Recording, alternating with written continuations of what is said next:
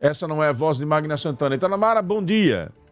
Bom dia, Narciso. Bom dia a todos os ouvintes do programa aí da FM, Fã FM.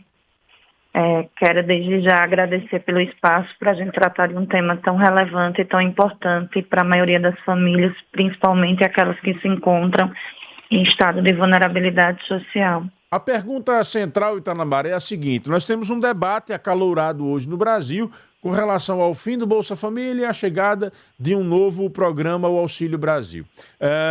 Mais do que um debate político, se isso é eleitoreiro ou não é eleitoreiro, isso tem um impacto direto na política pública de assistência social. E eu tenho visto muitas pessoas se posicionarem sobre o assunto. Você, enquanto membro do Conselho Estadual de Assistência Social, como é que você está vendo esta mudança de política feita pelo governo federal? Primeiro, Narciso, eu queria dizer que a gente teve a Conferência Estadual de Assistência Social, que é o fórum máximo de participação da sociedade, dos trabalhadores, dos usuários da política de assistência social, dos gestores, agora no final do mês de outubro.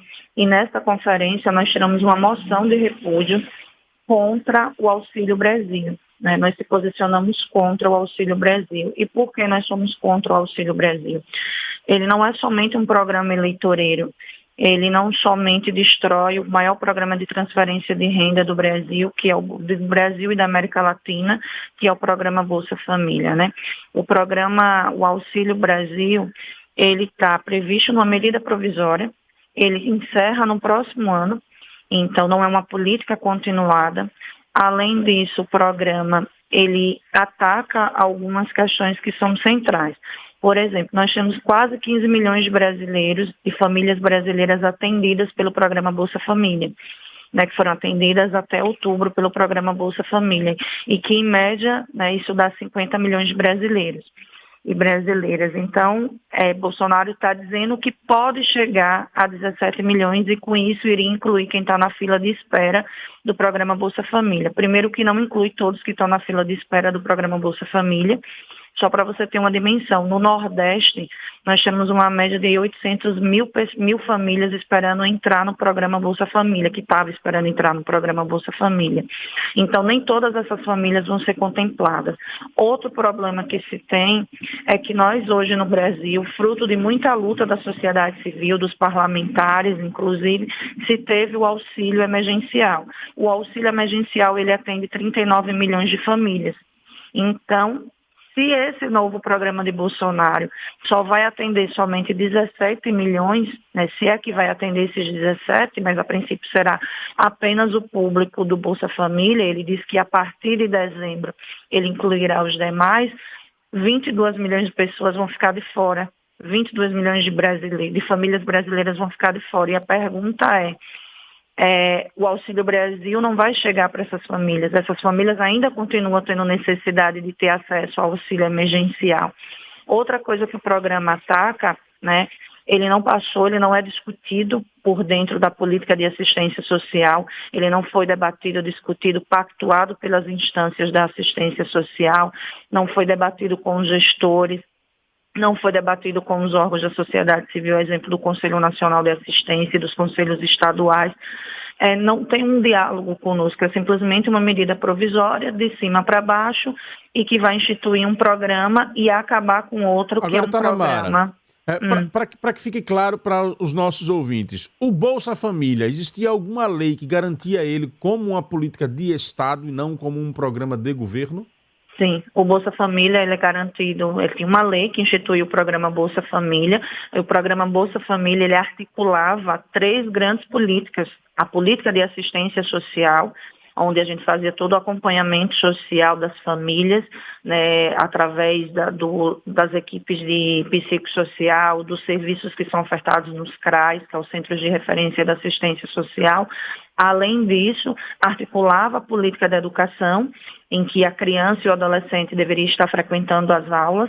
Então, tem uma equipe na Secretaria de Educação, em todas as secretarias tinha essa equipe destinada a acompanhar o programa Bolsa Família, e também na saúde, onde aquela família tinha que também seguir alguns protocolos da área da saúde, levar, por exemplo, uma criança ao médico, garantir as vacinas, garantir que ela seja pesada, acompanhada pelos agentes comunitários de saúde. Então, era um programa que ele estava instituído numa legislação brasileira, articulava 3 grandes políticas, né, garantindo aí o processo da intersetorialidade. E ele contribuiu, Narciso, não somente para a redução da extrema pobreza no Brasil, mas também para a diminuição da pobreza e da desigualdade social no Brasil, chegando a diminuir uma média de quase a 15% da desigualdade social no Brasil, da extrema pobreza. O Auxílio Brasil não prevê esta ação articulada entre esses diversos setores?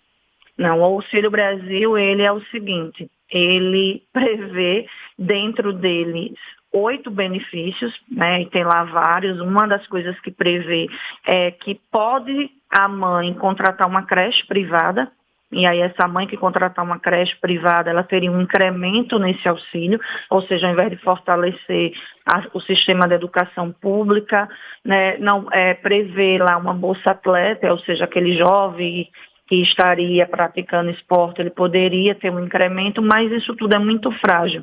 Não tem uma articulação entre as políticas. Nós que operacionalizamos o programa Bolsa Família, que é a assistência social, não há nenhum diálogo com o que a gente chama do Pacto Federativo, que são os estados e os municípios, para discutir o Auxílio Brasil. É uma medida provisória. E uma medida provisória não é uma legislação, não é algo discutido que está assegurado em lei. Inclusive, não se tem orçamento.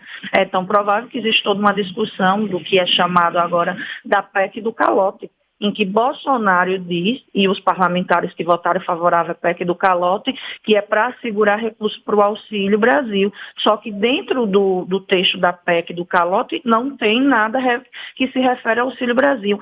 Ele destruiu o programa Bolsa Família, acabou com a intersetorialidade das políticas que articulavam o programa Bolsa Família. Ele não está assegurado de onde vai vir o orçamento para manter esse novo programa.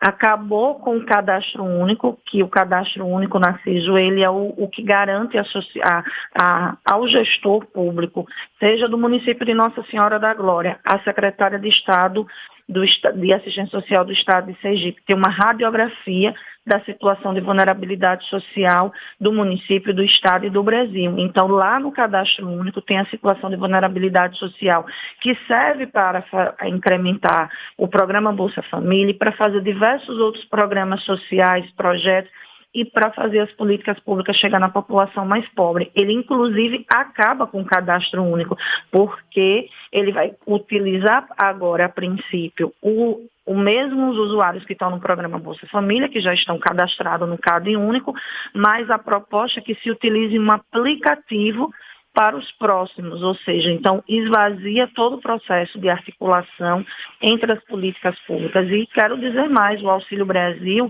essa medida provisória que instiga o programa Bolsa Família e criou esse outro programa, que é temporário, que não tem custeio, que não tem articulação entre as políticas públicas, que não está garantido em lei, que não foi dialogado com os entes federativos, também ataca o programa de aquisição de alimentos. Ele muda a forma do programa de aquisição de alimentos.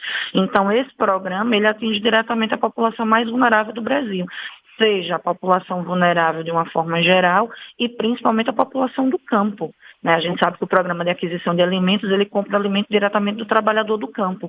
E numa radiografia muito rápida da desigualdade social, a maior parte da desigualdade social, da pobreza, da miserabilidade se concentra no campo e depois nos grandes centros urbanos, na periferia, nas comunidades dos grandes centros urbanos.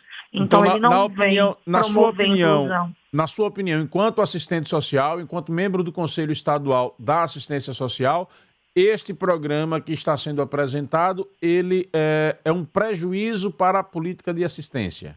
Exatamente. Inclusive, se fosse para fortalecer a assistência social, era para fortalecer o programa Bolsa Família, como nós estamos lutando para fortalecer o programa Bolsa Família, incluir outras famílias no programa Bolsa Família, isso desde o início do governo de Bolsonaro, e com a pandemia aumentou o número dessas famílias. Narciso, eu vou lhe dar um dado: 60 mil famílias que estão cadastradas no CadÚnico, na fila de espera em Sergipe, não serão contempladas com o programa Auxílio Brasil. Magna Então, Santana isso é um engodo. Magna Santana tem uma pergunta para fazer para a Itanamara Guedes, que está sendo entrevistada aqui no Jornal da Fã. Ela é assistente social, membro do Conselho Estadual de Assistência Social e também é presidente da Federação dos Trabalhadores do Serviço Público aqui em Sergipe. Antes eu tenho um recado para você. Você está dirigindo de madrugada e de repente, sem mais nem menos, seu carro quebra. Ou então ele enguiça e você tem que pedir um guincho lá no meio do nada. Pode até ser um amassado no para-choque ou aquela situação que você vai buscar o carro estacionado e aí, cadê? Levaram. Pois é. Por tudo isso, na hora de contratar um seguro alto, é muito importante saber tudo aquilo que ele oferece. E com o seguro Tóquio Marine Alto é assim, precisou, ele resolve. E resolve para valer. Tem assistência 24 horas em todo o Brasil, guincho com quilometragem ilimitada, troca e reparo de para-choque, cobertura contra colisão, roubo, furto, incêndio e muito mais. E tudo isso em até 12 meses sem juros no cartão de crédito. É proteção para todos os bolsos. Você também conta com o Tóquio Indica, programa de benefícios com descontos exclusivos. Tóquio Marine Seguradora, fale com seu corretor. O registro do produto é automático e não representa aprovação por parte da SUSEP. 8h27, pergunta final, Magna Santana, nesta importante entrevista. Fique à vontade. Obrigada, Narciso. Só rapidinho aqui, esse MTT comparecer ali, Tancredo Neves, Rodoviária Velha, José Olina, antiga desembargador para o Paraguaçu, todos os semáforos ali desligados, o trânsito já imagina como deve estar, né? Então, o alerta aí para esses locais. Bom dia, Itanamara. Meu questionamento, basicamente ela até já de certa forma respondeu, mas aí a sua opinião, pela sua experiência, todo esse programa, ele tem, pelo que você coloca, um cunho aí eleitoreiro, visando aí as eleições que se aproximam, pelo que a gente observa, e o desmonte que você mesmo já colocou do Bolsa Família. E o que poderia ser feito, ou se há chance de fazer alguma coisa para reverter isso? Porque possivelmente a população também vai ficar muito encantada com o valor, mas como você disse, um número muito reduzido até de pessoas que poderão receber esse auxílio nesse formato. Eu vi aqui nesse. Itanamara, à vontade para responder. Oi, Magna Santana, bom dia. Quero dizer o seguinte, que uma coisa que eu acabei não falando é dizer que também é outro engodo, outra falácia do presidente da República de dizer que vai aumentar o recurso, né? É bom que a gente diga que pelas famílias que hoje recebiam, né, que recebiam até então o programa Bolsa Família, algumas famílias já recebiam os R$ 400, outras chegavam a ultrapassar porque tem o valor fixo e o valor variável, né, de acordo com cada filho, com adolescente, com crianças que tem em casa, enfim. Então, tinha famílias que já recebiam esse valor.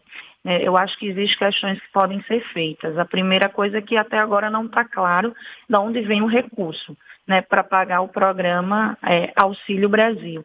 Então, avalio que os deputados, os senadores, eles ainda têm como a gente está pressionando pela sociedade civil para que se mantenha o auxílio emergencial, né, que era o auxílio que existe, né, que está previsto e que ele também vai acabar junto com o programa Bolsa Família, para que se mantenha um auxílio emergencial, e aí continuaria atendendo as 39 milhões de famílias, e que mantivesse o programa Bolsa Família.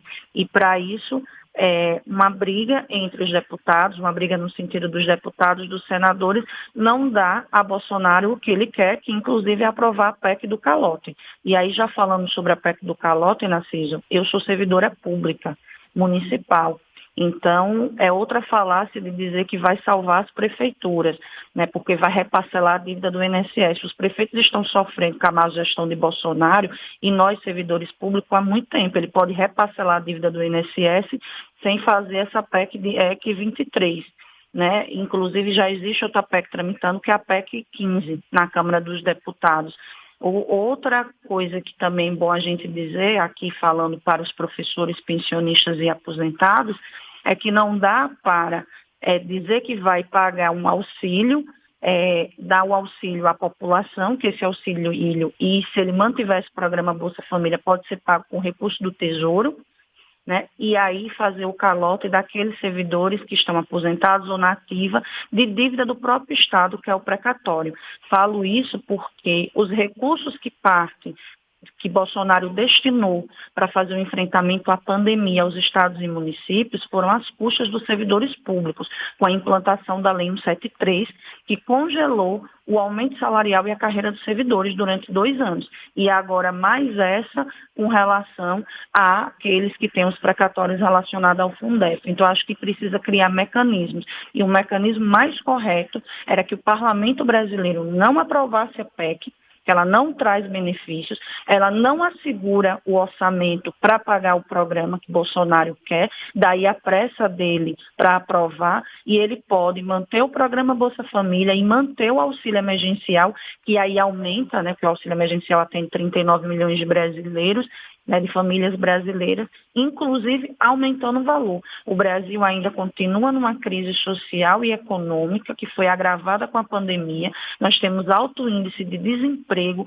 de vulnerabilidade social. No Brasil nós temos 19 milhões de pessoas passando fome e 125 milhões de pessoas, que equivale a 55% da população, em processo de insegurança alimentar.